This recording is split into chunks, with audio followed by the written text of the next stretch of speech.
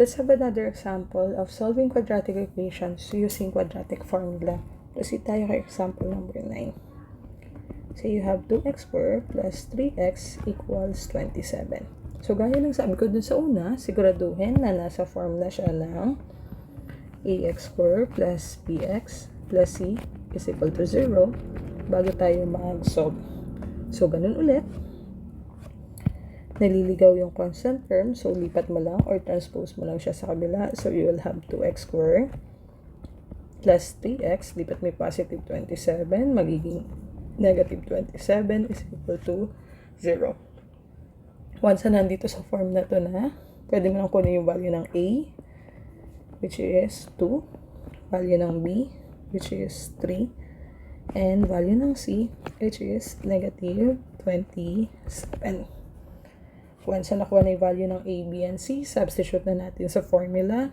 You will have x equals negative b, which is negative 3, positive negative square root of b square, that is 3 square, minus 4 times a, which is 2, times c, which is negative 27, all over 2 times a, which is 2. Sundan po. Then, from this one, you will have x equals negative 3, positive negative square root of 3 square is 9.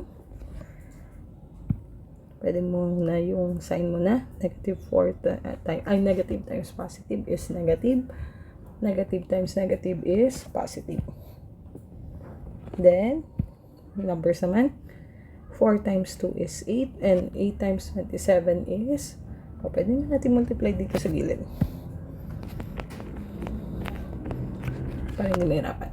So, 8 times 7 is 56. 8 times 2 is 16 plus 5, that is 21. So, this is 216. All over 2 times 2, which is 4.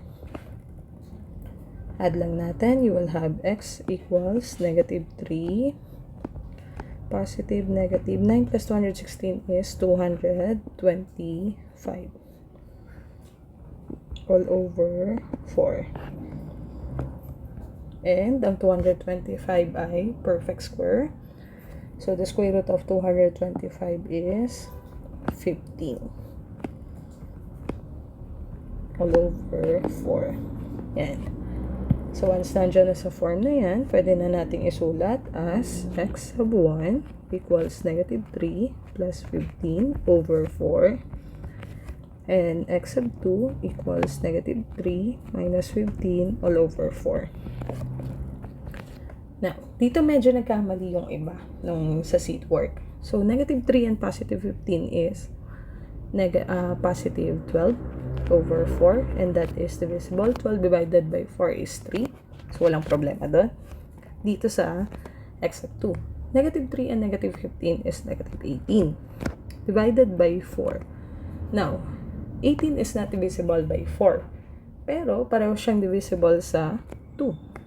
So, ang gagawin na lang natin ay simplify na lang natin siya. So, negative 18 divided by 2 is negative 9. 4 divided by 2 is positive 2. Since 9 and 2 is not divisible, pwedeng ito na yung ating answer. I'll accept this one na po. Kahit hindi na siya gawing decimal.